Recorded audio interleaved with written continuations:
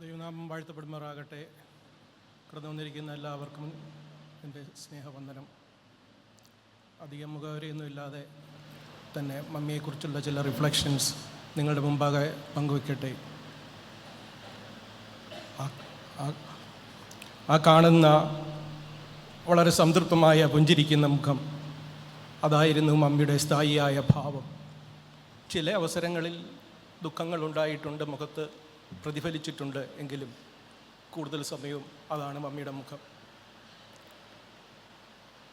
എനിക്ക് 4 വയസ്സ് മുതലുള്ള ഒരുപാട് കാര്യങ്ങൾ എനിക്ക് ഓർമ്മയുണ്ട്. എന്നാൽ 4 വയസ്സിന് മുമ്പുള്ള കാര്യങ്ങൾ മമ്മി എനിക്ക് ഒരുപാട് കഥകൾ എന്നെക്കുറിച്ച് പറഞ്ഞു തന്നിട്ടുണ്ട്. അങ്ങനെ ഞാൻ ജനിച്ചപ്പം മുതലുള്ള കാര്യങ്ങൾ എനിക്ക് മമ്മി പറഞ്ഞു തന്നിട്ടുണ്ട്.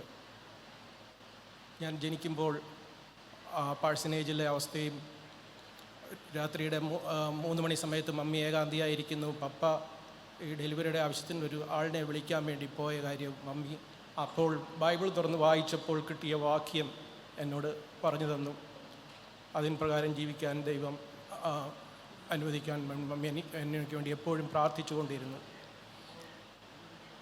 മമ്മിക്ക് ഞങ്ങൾ മക്കൾ എല്ലാവരെയും ഇഷ്ടമാണ്. ഞങ്ങൾക്ക് ഓരോരുത്തർക്കും പറയാൻ കഴിയും ഏറ്റവും ഇഷ്ടമുള്ള മകൻ ഞാനാണെന്ന്. അതിന് പറയാൻ കാരണമുണ്ട്.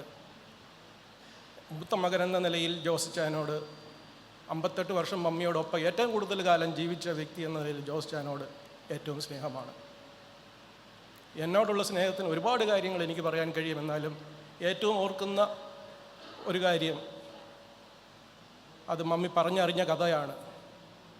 2 പ്രാവശ്യം ഞാനും മമ്മിയും ഒരുമിച്ച് ഈ ലോകത്തിൽ നിന്നും മാറ്റപ്പെട്ടു പോകാവുന്ന അവസ്ഥയുണ്ടായിരുന്നു. അതിൽ നിന്നും ദൈവം അത്ഭുതകരമായി വിടുവിച്ചതാണ്. കിഴക്കുപുറത്ത് സഭാചാർജിലിരിക്കുമ്പോൾ അതോടൊപ്പം തന്നെ കുളക്കട സഭയിലും ശുശ്രൂഷ ചെയ്തിരുന്നു. അപ്പോൾ പപ്പായും മമ്മിയും ഓൾട്ടർനേറ്റ് വീക്സിൽ ഇങ്ങനെ പോയിക്കൊണ്ടിരിക്കുകയായിരുന്നു. മമ്മി എന്നെയും വഹിച്ചുകൊണ്ട് ഏനാത്ത് 6 മുറിച്ച് കിടക്കുമ്പോൾ ഒഴുക്കിൽപ്പെട്ട് കയത്തിൽപ്പെട്ട് ഭൂമിയിൽ നിന്നും മാറ്റപ്പെട്ടു പോകാവുന്ന അവസ്ഥയുണ്ട്. ഞാനന്ന് കൈക്കുഞ്ഞാണ്. എന്നെയും വഹിച്ചുകൊണ്ട് മമ്മി 6 കുറുകെ കിടക്കുകയാണ് കുളക്കടയ്ക്ക് പോകാൻ വേണ്ടി. എന്നാൽ അവിടെ നിന്നും കുളിച്ചുകൊണ്ടിരുന്ന സ്ത്രീകളാരോ വന്ന് രക്ഷപ്പെടുത്തി. അങ്ങനെ രക്ഷപ്പെടുന്നതിനിടയായിത്തീർന്നു. മറ്റൊന്ന്, ഞങ്ങൾ തേപ്പുപാറ സഭയിലിരിക്കുമ്പോൾ, അതും എനിക്ക് ഓർമ്മയില്ല, എനിക്ക് 2 വയസ്സോ മറ്റോ ആയിരിക്കുക എന്നാണ് മമ്മി പറഞ്ഞ അതേ കഥയിൽ നിന്ന് മനസ്സിലാക്കുന്നത്. എനിക്കും മമ്മിക്കും ഒരുപോലെ ന്യൂമോണിയ വന്നു. ഞാൻ മരിച്ചു എന്ന് എല്ലാവരും വിധി എഴുതി. ഞങ്ങൾ താമസിക്കുന്ന വീടിൻ്റെ താഴെയുള്ള ഒരു സാറ്, അദ്ദേഹം എൻ്റെ ശവസംസ്കാരത്തിന് വേണ്ടിയുള്ള ക്രമീകരണങ്ങൾ ചെയ്തു. മമ്മിയും അതിഗുരുതരാവസ്ഥയിൽ കിടക്കുകയാണ്. അന്ന് ദൈവവിശ്വാസത്തിൽ മാത്രം, വൈദ്യന്മാരിൽ ആശ്രയിക്കാതെ ജീവിക്കുന്ന സമയമാണ്. അന്ന് ഗിലെയാദിലെ വൈദ്യനിൽ മാത്രം ആശ്രയിച്ചുകൊണ്ട്, ഗിലെയാദിലെ വൈദ്യൻ്റെ ദൂതനായി അന്ന് പപ്പ പോയി വിളിച്ചുകൊണ്ട് വരുന്ന ഒരു കർത്തൃദാസിയുണ്ട്. ഇവിടെ ഇരിക്കുന്ന പാസ്റ്റർ ജോൺ സാമുവലിൻ്റെ മാതാവ്. പപ്പ പോയി വിളിച്ചുകൊണ്ട് വന്ന് 3 ദിവസം പ്രാർത്ഥിച്ചു. ഞാനിത് ആ അമ്മച്ചിയുടെ വേർപാടിൻ്റെ സമയത്ത് ഞാൻ നാട്ടിലില്ല, ഉണ്ടായിരുന്നെങ്കിൽ അവസരം ചോദിച്ച് ഞാനത് പറഞ്ഞേനെ. ആ മാതാവ് പ്രാർത്ഥിച്ചു. അങ്ങനെ എനിക്കും അമ്മയ്ക്കും വിടുതലായി. ശവസംസ്കാരത്തിന് ചെയ്ത ഏർപ്പാടുകൾ വേണ്ട എന്ന് വെച്ചു. അങ്ങനെ ആ രണ്ട് കാരണങ്ങൾ കൊണ്ട് മമ്മി എനിക്ക് ഏറ്റവും പ്രിയപ്പെട്ടവനാണ്. ഞാൻ മമ്മിക്ക് ഏറ്റവും പ്രിയപ്പെട്ടവൻ. സ്റ്റീഫൻ, ദൈവകാര്യങ്ങളിൽ ഏറ്റവും കൂടുതൽ പ്രവർത്തിക്കുന്ന മമ്മിയുടെ മകൻ, സാമ്പത്തികമായും ഭൗതികമായും എല്ലാ നിലകളിലും പ്രവർത്തിക്കുന്ന മകൻ എന്ന നിലയിൽ സ്റ്റീഫനോട് സ്നേഹം ഏറ്റവും കൂടുതലാണ്. ഇളയ 2 മക്കൾ, പൊന്നുമക്കൾ എന്ന നിലയിൽ ഞങ്ങളെപ്പോഴും പറയും മമ്മിയുടെ പൊന്നുമോൻ എന്ന നിലയിൽ ജോൺസനും ബ്ലസ്സനും. മാത്രമല്ല അവർ പപ്പയുടെ പാതയിൽ ആയിരിക്കുന്നു എന്നതുകൊണ്ടും അവർ ഏറ്റവും ഇഷ്ടമാണ്. ഏക മകൾ എന്ന നിലയിൽ മേഴ്സിയെ മമ്മിയോടൊപ്പം എല്ലാ ദിവസവും മമ്മി ആഹാരം കഴിച്ചു കഴിയുമ്പോൾ മമ്മിയുടെ ഒരു ഉരുള അവൾക്ക് കൊടുക്കണം. അത് കിട്ടാതെ അവൾ ഉറങ്ങുകയില്ല.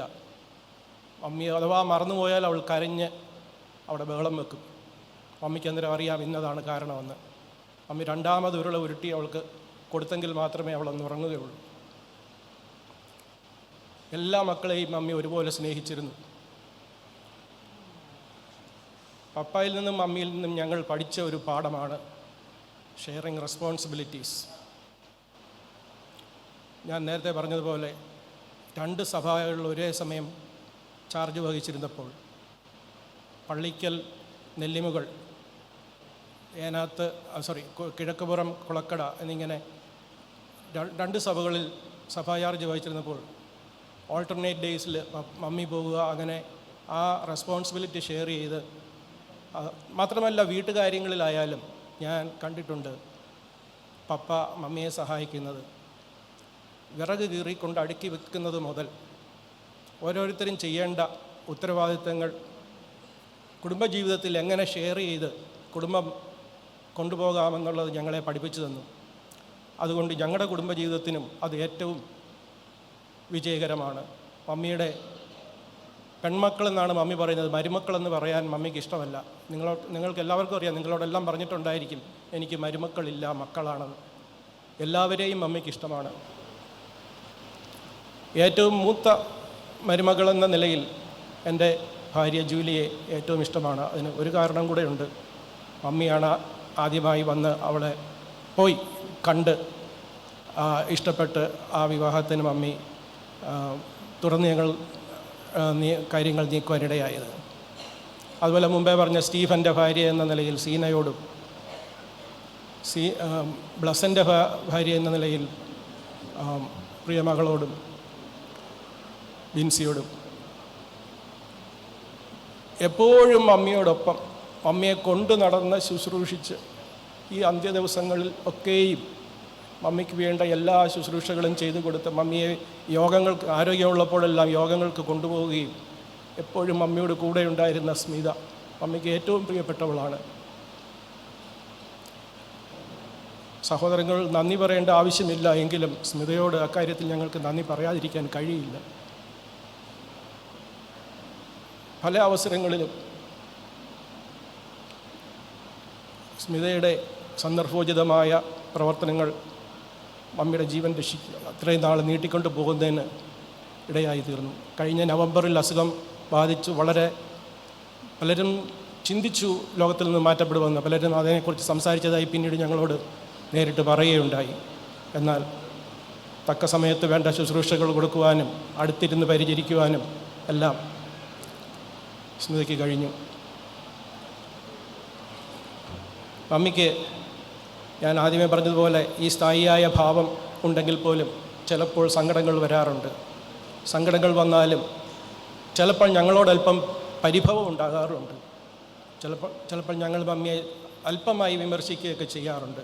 ആ പരിഭവങ്ങളോ സങ്കടങ്ങളോ ഉള്ള മമ്മി പാട്ട് പാടും. മമ്മി മാറിയിരുന്ന് പാട്ട് പാടുന്നത് കേട്ടാൽ അങ്ങോട്ടും കളിയാക്കി ഞാൻ ജൂലിയോട് ചോദിക്കും, നീ മമ്മിയെ വല്ലതും പറഞ്ഞോടി എന്ന്. ഒന്നും പറഞ്ഞിട്ടല്ല, എങ്കിലും അങ്ങനെ അതാണ് മമ്മിയുടെ റിലീഫിനുള്ള മാർഗങ്ങൾ. കൊച്ചുമക്കൾ പറഞ്ഞല്ലോ, അവർ പറഞ്ഞതുകൊണ്ട് ഇനി ഞാനത് ആവർത്തിക്കുന്നില്ല. എന്നാൽ മമ്മിക്ക് ഞങ്ങൾ 6 മക്കൾ കൂടാതെ 100 കണക്കിന് മക്കളുണ്ടായിരുന്നു. അവരുടെ എല്ലാം ഉത്തരവാദിത്തങ്ങൾ മമ്മി ഇങ്ങനെ ഞങ്ങൾ പോലും അറിയാതെ നിറവേറ്റിക്കൊണ്ടിരുന്നു. മമ്മിക്ക് ഉപവാസം എന്നത് മമ്മിയുടെ ഒരു വീക്ക്നെസ്സായിരുന്നു. ആഴ്ചയിൽ 3 ദിവസം എന്നൊക്കെയായിരുന്നു ഞങ്ങൾ നേരത്തെ വിചാരിച്ചിരുന്നത്. വെള്ളിയാഴ്ച ഉപവാസം, ഞായറാഴ്ച ഉപവാസം, പിന്നെ ഒരു ചൊവ്വാഴ്ച ബുധനാഴ്ച മക്കൾക്ക് വേണ്ടിയുള്ള ഉപവാസം. പിന്നെ മക്കളുടെ എണ്ണം കൂടി 100 കണക്കിനായപ്പോൾ ഉപവാസത്തിൻ്റെ എണ്ണം കൂടി വന്നു. ആരോഗ്യത്തിൽ ശ്രദ്ധയില്ലാതെയായി. ഭക്ഷണം ഇല്ല, വിശപ്പില്ല, ദാഹമില്ല, വെള്ളം കുടിക്കില്ല, അങ്ങനെ ചില അസുഖങ്ങളിലേക്ക് നീങ്ങുന്നതിനിടയായി തീർന്നു. എന്നാൽ ദൈവം കൊടുത്ത ആയുസ്സിനെ നമ്മളിവിടെ കേട്ടതുപോലെ വളരെ ഉചിതമായി ദൈവവേലയിലായിരിക്കാനും അത് വിശ്വസ്തയോടെ ആയിരിക്കാനും ദൈവം മമ്മിക്ക് സഹായിച്ചു. ഈ മമ്മി ഞങ്ങൾക്ക് കാണിച്ചു തന്ന മാതൃക, തുടങ്ങി വെച്ച കാര്യങ്ങൾ വീണ്ടും തുടരുക എന്നുള്ളതാണ് ഞങ്ങളുടെ കർത്തവ്യം. അതിന് നിങ്ങളുടെ പ്രാർത്ഥനയെ ഞാൻ ആവശ്യപ്പെടുന്നു.